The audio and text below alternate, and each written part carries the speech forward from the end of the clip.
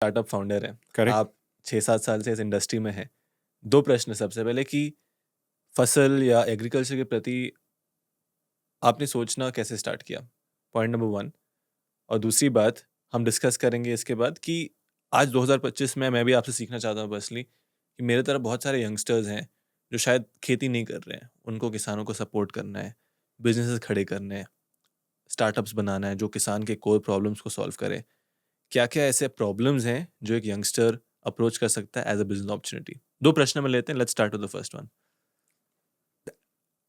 Agriculture में आना नहीं था अभिनव, कोई प्लान नहीं था, ये भगवान की कृपा है। मुझे तो यही लगता है कि मतलब this was God's will, so I am doing it.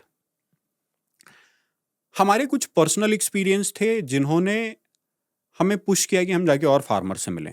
हमने लोगों से बात करनी शुरू करी हुँ, कि भाई एग्रीकल्चर आप कैसे करते हैं। ऐसे ही बस। नहीं, हमने कुछ उगाया था, हमने कुछ उगाने की कोशिश करी थी क्या जो स्टार्ट अच्छे किया से था? हुआ नहीं।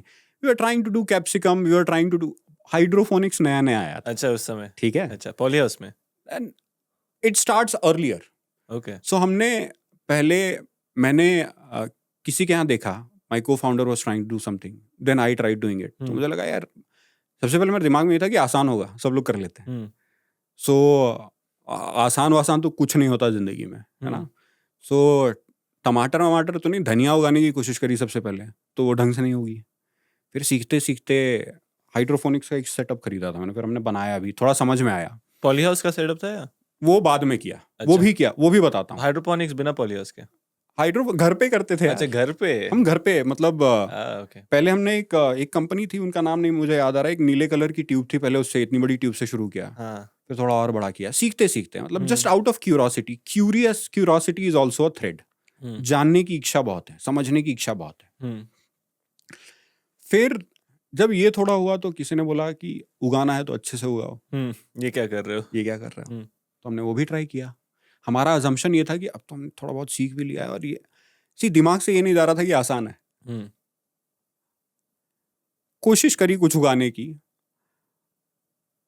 उगा नहीं अभिनव। और पढ़ाई लिखाई बहुत करी, रिसर्च पेपर लिखे, ये सब दुनिया भर का किया, तो ये लगा कि यार इतना मुश्किल तो होना नहीं चाहिए। हुँ, हुँ, हुँ, इतना मुश्किल क्यों दिख रहा है? और यही जानने का कौतूहल था। मतलब कोई कंपनी वगैरह स्टार्ट करना है, ऐसा कुछ भी नहीं था यार, नहीं सोचा था। बिल्कुल भी नहीं। बस जानने की इच्छा थी, समझने की इच्छा थी। हुँ, तो लोगों से मिलना शुरू किया, फार्मर से मिलना शुरू किया कि भाई आप कैसे उगाते हो, हम तो उगा रहे थे तो हमसे हुआ नहीं, आपने कैसे उगाया? तो किसी ने कुछ जवाब दिया, किसी ने बोला आप उनसे भी मिल लो, ये मेरे दोस्त हैं, बैठो सब लोग साथ बैठते हैं। तो उनसे हुँ, पूछा तो उन्होंने थोड़ा अलग जवाब दिया। फिर किसी और से मिले। मेरे को फाउंडर हैं, उनकी फैमिली छत्तीसगढ़ में रहती, हुँ, उनके चाचा छत्तीसगढ़ में रहते हैं। उनका वहाँ एग्रीकल्चर से रिलेटेड बिजनेस था, बहुत सारे लोगों को जानते थे। वहाँ भी हम गए, वहाँ भी हम लोगों से मिले।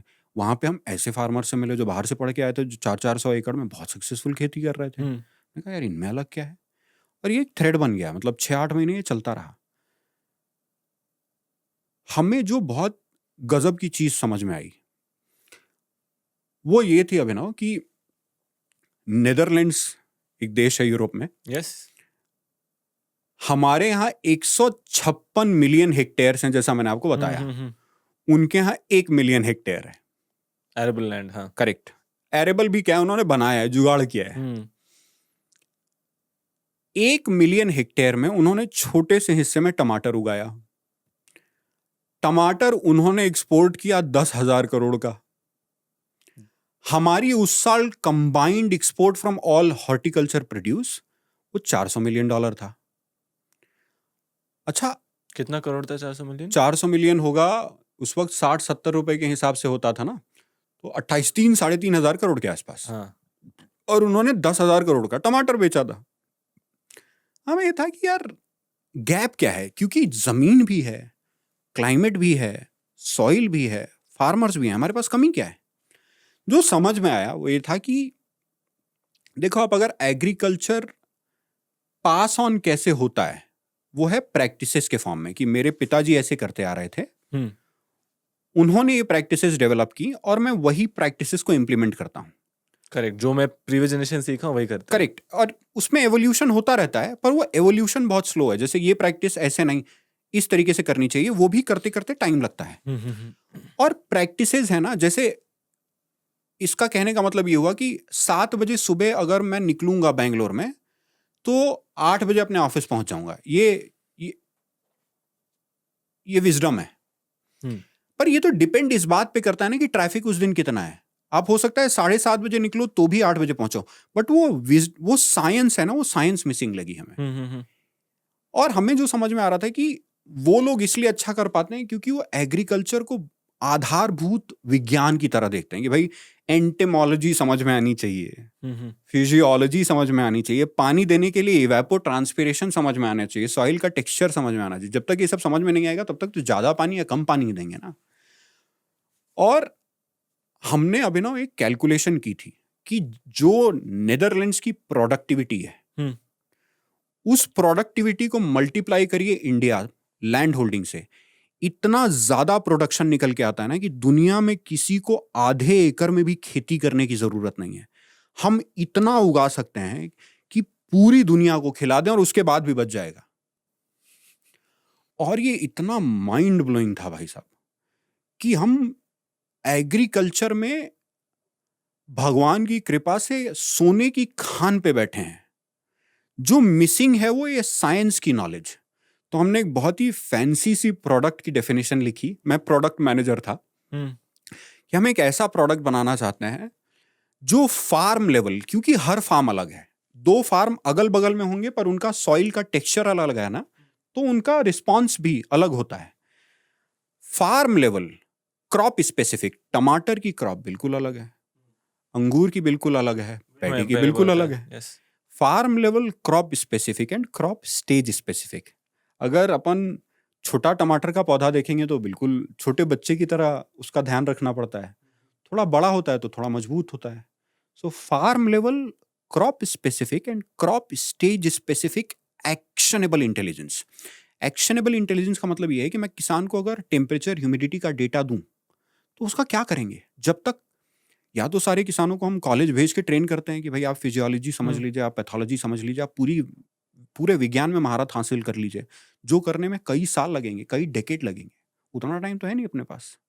तो हमने एक ऐसा प्रोडक्ट बनाया जो ये सारी चीजें समझता हो और ये गणित करके किसान को ये बताए। जैसे अगर मैं और आप किसान हैं तो हम पूछते हैं एक दूसरे, भाई पानी दे दिया? नहीं भाई, कल देंगे, इतने बजे का प्लान किया। क्यों? कुछ रीजन होता है। इसी तरीके से ऐसे बात करें जैसे किसान एक दूसरे से बात करते हैं। Farm level crop specific, crop stage specific, actionable intelligence. और हमने करना इसलिए शुरू किया क्योंकि एक बहुत पावरफुल आइडिया है कि इस देश में इतनी ताकत है कि हम पूरी दुनिया को खिला सकते हैं। अगर मैं आपको बताता हूं, अगर इस देश में हम इरिगेशन करना ही सही से सीख लेना कि प्लांट को उतना ही पानी दें जितने की जरूरत है, प्रोडक्टिविटी मल्टीप्लाई हो जाएगी। अभिनव, सिर्फ इरिगेशन, अगर कल ब्रह्मा ने सारे किसानों को उठते ही ये बता दिया कि आज तुम इस सीजन में तुम सही डिसीजन लोगे पानी डालने का, you have no idea what kind of miracle it can do for agriculture productivity. केवल अगर मैं पानी ठीक कर दूं, सिर्फ पानी देना सही से सीख जाएं, पानी से रोग का प्रेशर कम होता है, पेस्ट का प्रेशर कम होता है, हेल्दी प्लांट होता है, हेल्दी रूट होता है। सिर्फ पानी बता रहा हूं, पानी देना खुद में चमत्कार है। अगर हमें ये लगता था कि ऐसा कुछ बनाएंगे और पूरे देश में फैलाएंगे, and is what we are doing now, कि अगर पूरे देश में फैलाएंगे और हमने किसानों को सही तरीके से पानी देना ही समझा लिया, तो इस देश का, जैसे मैं तो पूरे देश में घूम फिर के बड़ा हुआ हूं ना, तो मेरे ऊपर तो पूरे देश का ऋण है। अगर मैंने किसी तरीके से ये करना भी सिखा लिया लोगों को, कुछ ऐसा किया जिसमें इसमें कंट्रीब्यूट कर पाए हम फसल एज अ कंपनी, तो कम से कम देश का कुछ ऋण तो चुका लिया। Is what we are doing and is why we are doing it. आपके लिए ये फसल था, उस समय आपको कन्विक्शन मिल गया था कि मुझे यही करना है। मैं यार अभी भी जब ये सोचता हूं कि अगर इस देश में फार्मर्स को हमने इस तरीके से एम्पावर कर दिया कि वो सही तरीके से डिसीजंस ले पाएंगे और एग्जीक्यूट कर पाएंगे, तो ये देश पूरी दुनिया को खिला सकता है। Can you believe how powerful this idea is? मतलब हम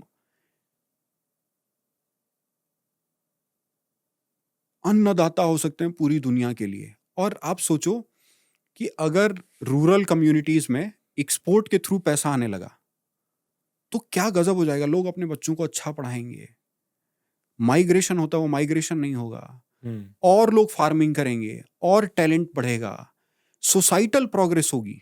दुनिया लेकिन भारत से लेगा क्यों तब? सबको खाना चाहिए यार, मतलब उन लोग तो खुद से उगा लेंगे ना। मैं सब बस लोग- लॉजिकली वो सोच रहा हूँ। नहीं, आपका सवाल सही है, पर कहाँ उगा रहे हैं, हम्म, कहाँ उगा रहे हैं? वीट का प्राइस, फूड इन्फ्लेशन, वीट का प्राइस बढ़ गया क्योंकि वीट सिर्फ यूक्रेन में होता था, है ना।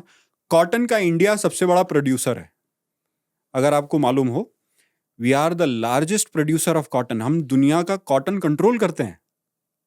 हम कॉफी के बहुत बड़े प्लेयर हैं, हम शुगर केन का ग्लोबल प्राइस क्या होगा ये हम कंट्रोल करते हैं।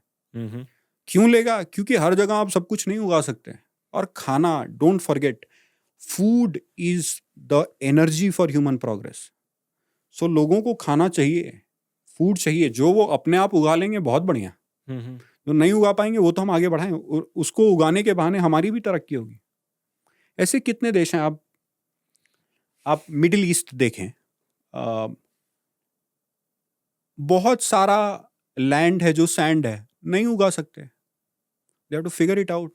We can be useful to people of the world if they want. If they don't want, I mean, we wish them luck. I hope that every country becomes self-sufficient, but this is an opportunity that we are sitting on. Because हमको तो भगवान ने climate भी दिया, लोग भी दिए, soil भी दी, सब कुछ दिया, सबको नहीं दिया है ना। और वसुधैव कुटुंबकम इज व्हाट वी से, मतलब पूरी दुनिया हमारी फैमिली है। We'll play our role. We have that opportunity to play our role. ऐसे तो सॉफ्टवेयर दुनिया भारत से क्यों खरीदे? वो खरीद रही है ना, we are capable of it. हम टेक्नोलॉजी एक्सपोर्ट करते हैं, हम यूपीआई एक्सपोर्ट कर रहे हैं, सो इसलिए दैट इज वाई।